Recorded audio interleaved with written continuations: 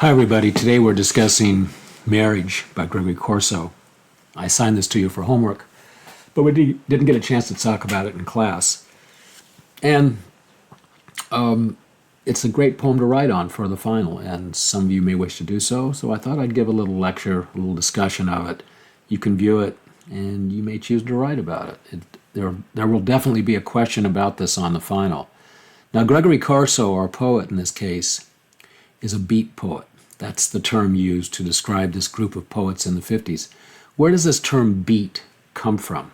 Well, there's a lot of disagreement about that, and even among the beat poets themselves. But one of the most common definitions of beat, comes from the phrase, I'm beat, I'm tired.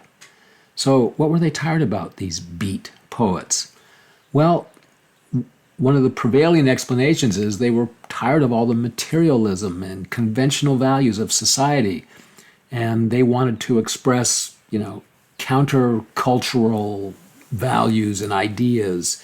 And that was kind of the aura, the persona that they tried to push in the press and in their images as when they did interviews and all this other stuff. And the subject of their poems actually kind of mirror that sense of beatness, of going against society's values. And here in this poem, Marriage, he's questioning should we get married? Should I get married? Is it a good idea, or is it just too conventional for someone like me, as he would suggest? Now, marriage is really the foundation of society in a lot of ways. If marriage didn't exist, well, anthropologists have studied, for example, guys and sociologists, and said, well, if they didn't get married, what would they be doing? They'd be out playing video games in the basement all day. They'd be out running around, not doing much productive.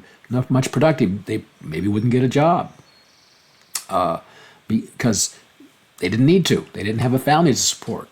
So, in a lot of ways, marriage is looked at as a civilizing force for men in particular. And so there's been a lot of essays and a lot of books written on that kind of aspect of marriage. And another way of looking at marriage is really the foundation of society. Everything kind of flows out of it. You get married, you have kids, or most people who get married have kids. And that family unit needs support. They need housing. And you have to have jobs to pay for the house, and you need schools.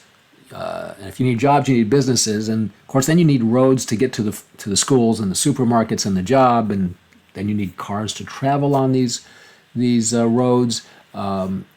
Entertainment, all of these things that we take to be society and civilization really flow out of the concept of taking care of children and raising them. And so, in this way, marriage is really the founding institution of what we call civilization today. It's really kind of a profound kind of idea.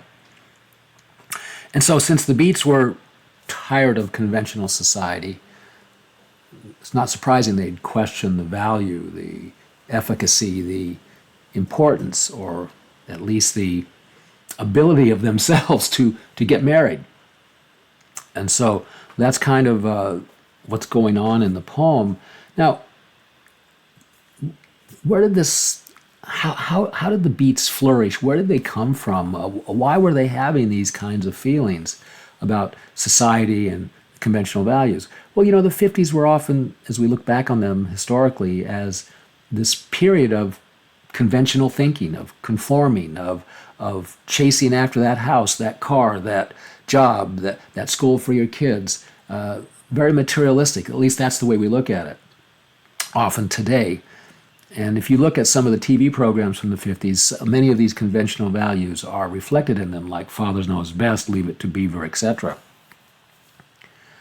Now, after World War II, World War II ended in 1945, all these soldiers came back from the war, and a lot of them, most of them got married, their childhood sweethearts or something else, and they started having kids lots of kids.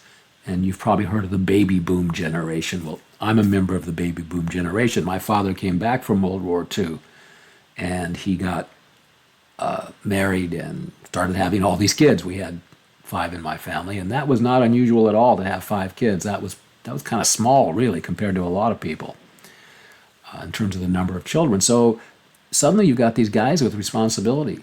You know, how are we going to take care of these kids? We need housing. We need schools. We need cars. All the things that you need, food of various kinds. So after this started to happen, business people, entrepreneurs, they created suburbia. Suburbia did, the suburbs, these communities full of houses and bedrooms, and didn't really exist so much before World War II. And then after World War II, they did come into existence kind of to meet this need. One of the most famous early suburban communities was Levittown. I believe it was in New York. And you can look it up on Google, and it starts talking about the development of suburban lifestyle. Well, today suburbs are everywhere. TCC, our campus, is a suburb. It's in a suburb, Arlington. Arlington was, of course, a lot of the suburbs over the many years, the decades, developed into legitimate cities themselves, but they started out as what we would call bedroom communities full of houses and bedrooms, and people would commute to their jobs in the city, and that's the way it was.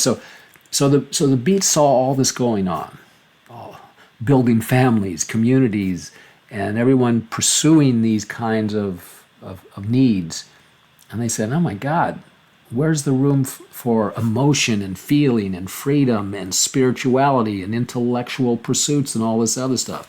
That's the way they kind of made, projected themselves. Now, excuse me, I'm having a senior moment. But so a lot of the poetry, there's some famous stuff that comes out of the Beat period. For example, Jack Kerouac, On the Road. They made a movie of that not too many years ago. But it was a very famous novel from the Beat period, and he hung out with all the Beat poets and was a Beat writer in a lot of ways. Of course, the Beat, you've heard the word beatnik, perhaps. Well, the beatniks and the Beat poets, etc., they turned into the hippies of the 60s one way or another, which is a fascinating story in and of itself. But in any case, with all of that background, let's get to the poem and see what Gregory Corso does with this topic of married. And you'll notice in the first line, should I get married? Should I be good? Now, I think good kind of falls into that category that we were just talking about, which is fitting in with society, contributing to society, helping to build society. And that's what marriage does. It does all of those things. So he's going to try this notion out. Should I get married? And in a lot of ways, it's like trying on shoes. He's going to try on different aspects of the whole marriage process, from meeting the girl, dating, meeting the parents, etc., and see if he fits in, if there's something he can do. Now, it's meant to be humorous. Gregory Corso wrote a lot of kind of humorous stuff. There's some seriousness as well, but so a lot of the settings, the scenes that he tries on are meant to be funny. Well, let's just dive right into this a little bit. So, typically when you would meet someone back in the 50s, you'd call them up on the phone. They didn't have cell phones. You'd use a phone. If you were lucky, people might be out of the house, because the phone was usually located in the living room or kitchen, someplace like that, so everybody in your family could hear what you were saying. But anyway, that's a side note. But so you call up the girl, arrange for a date, maybe go to dinner and then movies, and if you were lucky afterwards, you might go parking. Now, parking is a concept that I find a lot of students today don't know what that means, but it's you couldn't really bring a girl to your house. It just wasn't done back then, unlike today. And so you took her out in your car and you went to some lonely place, and you got to know each other a little better in one way or another. And that's called parking. And so that was a kind of a typical dating experience in high school. I remember one time I went parking, and it was at a cemetery, which plays into this first stanza.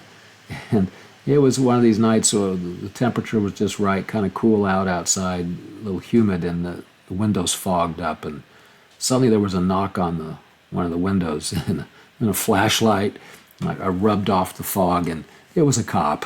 Okay, needless to say, that didn't go over too well with my date at that particular time. But nevertheless, that's what people did.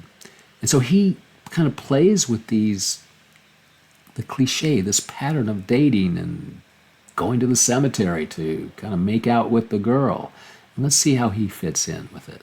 So it says, should I get married, should I be good? Astound the girl next door with my velvet suit and Faustus hood. That's not the normal thing to wear. Now, Faustus is a reference to Christopher Marlowe, one of his plays, Dr. Faustus, who makes a deal with the devil. He brings up in the poem all this cultural stuff, like Christopher Marlowe's plays, and he, first of all, it relates to his own kind of intellectual self, and it just shows he can't be normal. Back then, are you going to wear, I guess these days people do wear velvet suits, but back then, no, that would have been weird. It would have been weird. And it says in line 3, you see, again going against the grain, don't take her to movies, which would be the normal thing, but straight to the cemetery. Tell her about werewolf bathtubs and forked clarinets. Now here we get into a kind of interesting area in the poem with this werewolf bathtubs and forked clarinets. First of all, werewolves, I think, are one of those kind of creatures that were developed in the 50s. There were a lot of them, like the Tingler, the Blob. These were like creatures that were supposed to scare you. They made kind of cheap movies about these characters. And werewolves really got going in the 50s in terms of movies and popular culture. Now, but a werewolf bathtub, what the hell does that mean? That's kind of an irrational, I'll write the word irrational expression, as is forked clarinets. Now, clarinets at that time were actually very strongly associated with jazz. And jazz is kind of looked at the way rap is today, as kind of, underground, not normal, countercultural. You don't want your kids listening to jazz, it'll corrupt their minds. Kind of like the way a lot of people feel like about hip hop and jazz in our present time. So, and Benny Goodman was a jazz player, great clarinet player. And you can go back and look at them. Now, why the clarinets are forked? Is that like, a snake's tongue is forked at the end? Is it some kind of weird reference to snake and evil, and at least the way society looked at it? Well, maybe. And werewolves themselves, kind of these creatures that society would not want to be around, might also kind of fit into that kind of mold. But in any case, the poem is filled with expressions like that. Why? Are they an expression of frustration on the part of the speaker of the poem? That he can't do things the normal way, he's frustrated about it. You may remember Sammy in A&P, the short story we did. He says fiddle-de-doo, or his grandmother used to say that. As a sign of frustration, I don't know. You have to make your own decision, but that's such a frequent element of the poem. You probably, if you were right on the poem, at least make some comment about it. Okay, now's the time to move on to part 2 of our discussion of marriage.